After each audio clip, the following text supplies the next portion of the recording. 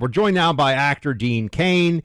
You remember him from back in the day as Superman, but still doing great projects out there. His new movie out next week is Little Angels. We'll get to that in a moment. But, Dean, I just wanted to, because I know you also are a guy who follows politics. You're a conservative commentator in your own right. What do you think about Elon's tenure in the government? You hopeful for how this goes in the future? Oh, yeah, extremely hopeful and super happy about what he did to expose a lot of waste, fraud, and abuse, and to modernize our systems. I mean, I've been around those government computers. I know you've seen a government computer or two in your day, sir. Mm-hmm. And just to step up. They're still operating on DOS systems in some places. You have to blow on the floppy disk to get it to work. It's insane. It shouldn't be that way. And so I think we're going to modernize a lot of that. And I think his impact will be studied for a long time. I think it's a sort of an inflection point, a tipping point, and I am super grateful and thankful to Elon Musk for the service to this nation. It's been unbelievable. Yeah, isn't it amazing as well, though, that there was such opposition to him that people were even suggesting that his companies, I mean, we go back, now it all, right, Dean, it all seems, well, of course, people were saying they're lighting Teslas on fire. He's destroyed his brand. The markets have spoken. It's like, well, now Tesla has gone through the roof, and Elon's going back to his amazing companies, and he exposed waste, fraud, and abuse, and it looks like Lex Luthor has been defeated. Absolutely true. I mean, they opposed him there for trying to point out waste, fraud, and abuse in our government. The most insane thing I've ever seen. He is phenomenal. And during all this time where they were firebombing Teslas and doing that stuff, I did my little part, and my son did his part. We both got new Teslas to support him because at first I didn't realize how good those cars were, and I was against the EV mandate. Don't tell me what I have to do. But then all of a sudden, they started firebombing his companies and his Tesla. I was like, this is insane. Let me take a look at the Tesla. I sort of did it as a lark, and then I got in that thing, and it's insane. So it's the fastest car I've ever been in. Love it. Love his look forward. I mean, he's a groundbreaking man. And like I said, I think we're going to look back forever in history and go, thank you, Mr. Musk. I agree with that, by the way. And I think that everyone should be thankful that we had somebody with his skill set. If he couldn't do it, nobody could do it. I really mean that. I agree. This was a job for somebody of his ability, his specific abilities, Which is different than the linear thinking of everybody in Washington. Yeah, of course. Well, for them, it's just, this is how the machine operates, and the machine is so big we can never change it. Right? And he's like, this machine doesn't work. Yeah, which you would think would be a big deal. Right? You'd say, hold on a second. I think the machine's supposed to work. No. If you're in D.C. long enough, Dean, the machine is defined by dysfunction. That's the way it's supposed to be. And it's too big and it's awful. So let's transition here into more of the entertainment side of things in your work. First up, I did want to give you a chance to tell everybody about the movie coming out next week, Little Angels. Yes. What do they need to know? Okay, so Little Angels. Go to littleangelsmovie.com and then press theaters and demand it be in your area if it's not in your area. It's a very family-friendly film, but it deals with sports because I'm a sports guy through and through. I played every sport under the sun growing up. In college, I was a 3-sport guy, and then I went to the NFL for the Buffalo Bills for a short time before I got injured. Then I had to just go find something else to do, so I decided to take a lesser role, be an actor, and play Superman. So it was a great thing. So this movie, I wrote it, I produced it, I directed it, I did everything. If you don't like it, it's my fault 100%. But it deals, you have a 6-month-old or something like that, right? So your kid won't watch 6-week-old. 6 weeks? He's just a little chunk, man. He's just starting to smile now, yeah. That's congratulations. Best thing in the entire world. I'm a single father. My son's almost 25 years old. He's my best friend. He's my favorite human being. So you got your little mini-me there. Congratulations. If he has anywhere near the thickness of your hair, he's going to be just fine.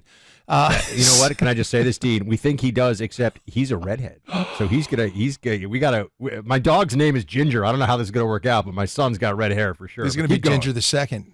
Yeah. Wow. Well done. My son had blonde hair, and it's gotten darker, but yeah, you never know what you're going to get in that genetic lottery. You never know what's going to happen. But as far as family entertainment goes, Little Angels is all about that. But it's also about, I learned so much playing football and sports, and you learned that you can't do it by yourself. You learned that you got to be part of a team. You have to learn how to deal with losing. You got how to deal with people picking on you, judging you. It's all life lessons, and I learned more playing football than I could ever explain. And I try to get a lot of those life lessons through in this film, and the kids are great, and you really fall in love with the girls. It's a story of a college football coach who, like a Nick Saban, wins the national championship again, very cocky and cocksure and full of himself, and then he gets in trouble for saying something stupid about a woman kicker on his own team, and he ends up having to go coach under 13-year-old girls soccer, and he doesn't like kids and he doesn't like soccer, so he has to adjust his world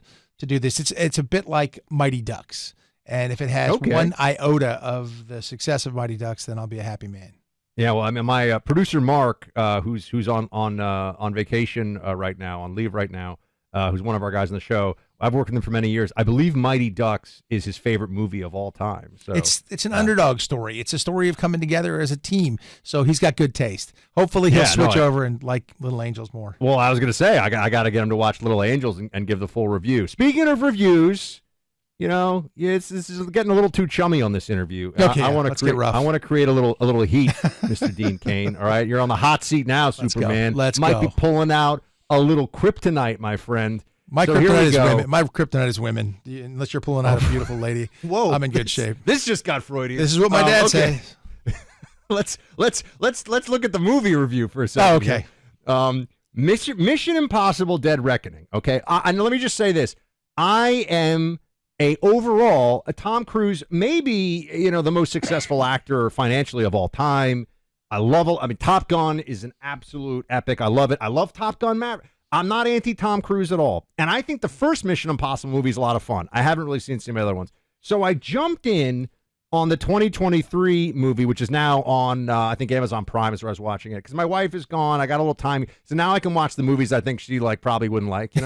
So, yeah, so that's the thing. I binge the movies. Anything sci-fi. She's not into any of that. But I was like, I'll try this Dead Reckoning. Mission Impossible: Dead Reckoning. I think it is just trash. That's the new one in the theaters? No. Okay, the second, it's the one you can watch at home now. I don't go to theaters. I got you. It's too. A lot of people don't.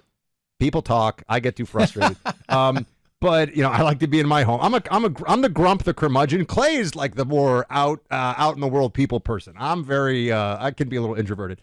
But here we go. Mission Impossible: Dead Reckoning. I think it's trash. Everyone jumps on me. I didn't even know this. Clay apparently loved this movie, and in fact, he loves it so much that he weighed in from his vacation with a talkback. You guys have it ready to go. And here's what he says about this Mission Impossible movie. Play it. Hey, everybody. I'm here at Universal Studios, a.k.a. a place where people who like to have fun go to have even more fun. It's Buck's miserable place. Much like his review of the first Mission Impossible, Part 1, which he said was unwatchable. Excuse me. The greatest movie star of all time is confronted by the greatest obstacle of his career, an entity of AI intent on destruction of the world, and only Tom Cruise can save us from being destroyed. That's why everybody loved it. The greatest actor of all time against the greatest obstacle of his career, tons of pratfall suspense and incredible action, and you could only hate it if you hate fun. I'm going to get on a roller coaster like all good red-blooded Americans, and when I get off, I'll probably say, thank you, America, for Tom Cruise. I'm just going to say this, Dean, before I have you weigh in, before Superman picks a side here, okay, which is what's going on, I just wish they had hired like a script writer who knew how to write a movie. I don't know. I just wish that there was something that made sense. You don't have to agree 100% with either side. Who's more right on this one? And I promise, even if you agree with Clay, we'll have you back on the show. I appreciate that. Well, Clay sounds overly enthusiastic about it. Let's put it that way. And so I would probably fall somewhere in the middle. I like Tom Cruise a lot. I like him as a person. I know him. He is the hardest worker that I've seen ever in this business. He works crazy hard. He's a perfectionist. But sometimes when you're making a movie, you can't be perfect. Okay, hold on. So this is first of all, I'm going to let it go that Superman just split the baby. Fine, whatever. Superman, you're supposed to save the day. You're not supposed to fly down the middle. But okay, I'm going to let it go because Tom Cruise. I find that really interesting. What's he like? He's intense. He's as intense as he is when he's acting. But he's got a great, smiley, friendly side to him too. He's I mean, I don't know him super well, but you met him, you've interacted with him. I mean, I played basketball I think with him. You could argue, yeah, isn't he like 5'7"? Yeah, what I would that? do is I would drive the lane, draw everybody in, and literally shield them off with my body and just sort of hand Tom Can the you ball. pop? Can he pop the J? Is he pretty good from the perimeter? I like his movies. Ah, Yeah. okay. Uh-huh. Yeah. Okay, I don't know. I'd rather have Michael B. Jordan take that shot, or especially Michael Jordan. Well, I mean, Michael Either Jordan one would of be them. particularly good.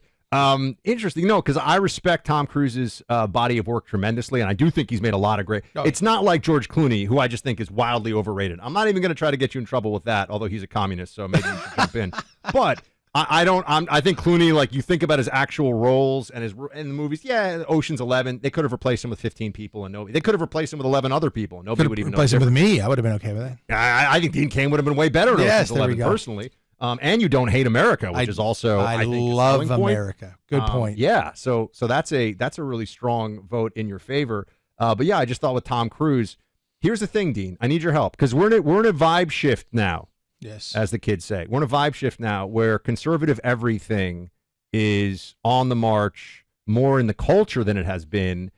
Are you seeing that for independent filmmaking, and or can you and I sit down and I will write a badass pro-American script? I'm not saying I'm an actor. Script, and you could star, and we'll do some cool, we'll do like Mission Impossible for right wingers. Yes, let's do it. Listen, with your knowledge, oh my gosh, yeah, it would be too close to reality, probably. But I give you the green light. I would love that. I would love to do a film like that is pro-America, because I am supremely pro-America. I travel the world. I get to go everywhere. This is my thing. Is that there's not enough content that.